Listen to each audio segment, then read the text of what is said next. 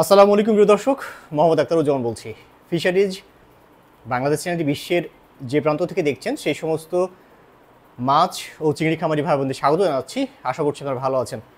আজকে যে ভিডিও, সেই ভিডিওটি হচ্ছে যদিও একটু পুরনো বিষয়, তারপরেও একটু নতুন করে আমি বলতে চাই। কারণটা হলো, আমি গত কয়েকদিন আগে একটা জার্নাল দেখছিলাম, সেখানে বলা হচ্ছে যে বাংলাদেশের যে মাটি, অর্থাৎ কৃষি জমির কথা বলা হচ্ছে, বাংলাদেশের যে মাটি, সেই মাটিতে হচ্ছে কি পাওয়া যাচ্ছে না, বাংলাদেশের মাটিতে হচ্ছে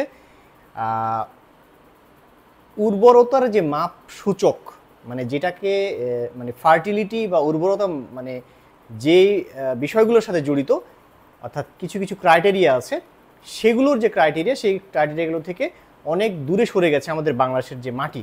হ্যাঁ, মানে উর্বরতা বলতে যা বোঝানো বুঝতাম আমরা, সেই উর্বরতাগুলো অনেকটা নষ্ট হয়ে গেছে বাংলাদেশের মাটি।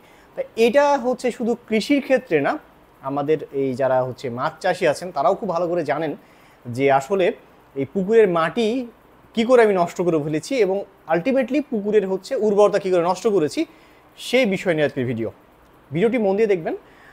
কারণটা হচ্ছে যে ভবিষ্যৎ মাছ চাষ শিল্পকে যদি আমরা হচ্ছে সাস্টেনেবল রাখতে চাই, অবশ্যই এই ভিডিওটির গুরুত্ব আছে। মেন বিষয়টা কি আমি বলতে চাচ্ছি, যে পুকুরের মাটি আপনি কিভাবে নষ্ট করছেন সেই বিষয়ে ভিডিও শুরু করে চলুন। কি হয় আসলে, কি করছি আসলে আমরা, অ্যাকচুয়ালি কী হওয়ার কথা ছিল এবং কি আসলে হচ্ছে। তো বুঝতে পারছেন, একটা পুকুরের পানির বা পুকুরের বেজ বা ভিত্তি কিন্তু মাটির উপরে পানিটা থাকে। সো যখন মাটি আপনাকে পর্যাপ্ত সাপোর্ট দিবে না, তখন সেই পানিতে পুষ্টিকর পদার্থগুলো রিসাইকেল হবে না, মানে কি বলবো,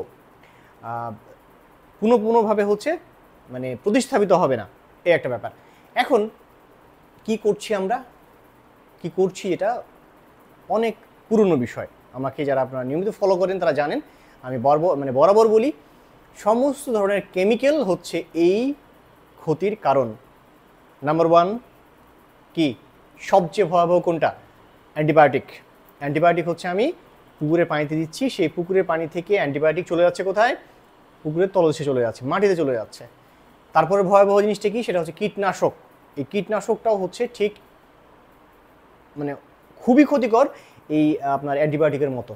পরবর্তী বিষয়টা কি, আমরা খুব সহজেই ব্যবহার করি, মানে জেনে শুনে ব্যবহার করি, কি বলে, অনেকে ব্যবহার করতে উৎসাহ দিই, মানে আমাদের যারা মানে অজানা বিশেষজ্ঞ যারা আছেন তারা হচ্ছে সব বলে থাকেন এই ইউরিয়া টিএসপি হচ্ছে 3 নম্বর ক্ষতিকর কেমিক্যালের কারণ, যেটা হচ্ছে মাটির এই টোটাল সিস্টেমটাকে নষ্ট করে ফেলছে দিনের পর দিন, এবং যেটা খুব এখন বাংলাদেশের জন্য একটা থ্রেটেনিং একটা অবস্থায় আছে।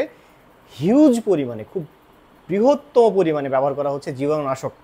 এই জীবাণুনাশকের মধ্যে বিভিন্ন গ্রুপ, বিভিন্ন ব্যাপার আছে, কিন্তু আমাদের দেশে কোন কোন জীবাণুনাশকগুলো ব্যবহার করা যাবে, কোন কোন জীবাণুনাশকগুলো ব্যবহার করা যাবে না, এইটা নিয়ে হচ্ছে আমাদের কি একটা সঠিক নীতিমালা নাই।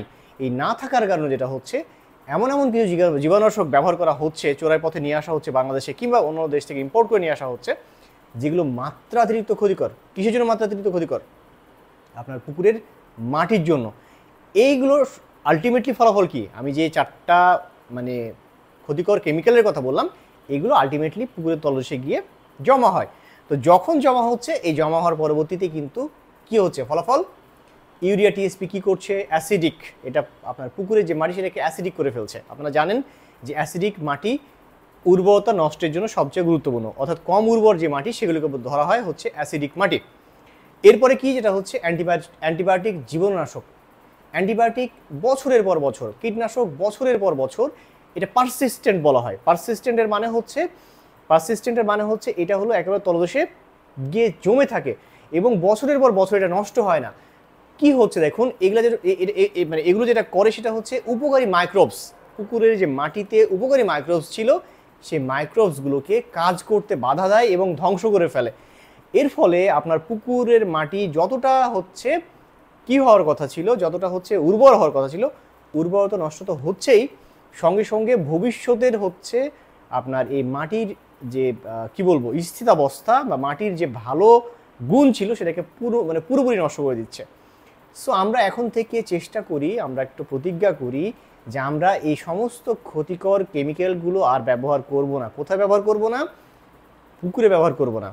মাটিতে ব্যবহার করব না, তাহলে আমরা এই যে মাছ বা চিংড়ি চাষের যে শিল্পে আমরা এগিয়ে আছি সেটা কিন্তু আস্তে আস্তে আরও ক্ষতির সম্মুখীন হবে যদি না আমরা এখন থেকে সচেতন হই। তাহলে ভিডিওটি ভালো লাগলে চ্যানেলটি সাবস্ক্রাইব করুন, বেশি বেশি শেয়ার করুন ওই সমস্ত খামারি ভাইদের কাছে যাদের কাছে গেলে তারা উপকৃত হবেন। এই সংক্রান্ত বিষয়ে যদি আপনাদের কোনো প্রশ্ন থাকে আপনারা কমেন্ট সেকশনে গিয়ে কমেন্টস করুন, আমি চেষ্টা করব আপনাদের প্রশ্নগুলোর উত্তর দেওয়ার জন্য। ভালো থাকবেন, দেখা হবে অন্য কোনো দিন অন্য কোনো ভিডিও নিয়ে। সে পর্যন্ত আল্লাহ হাফেজ।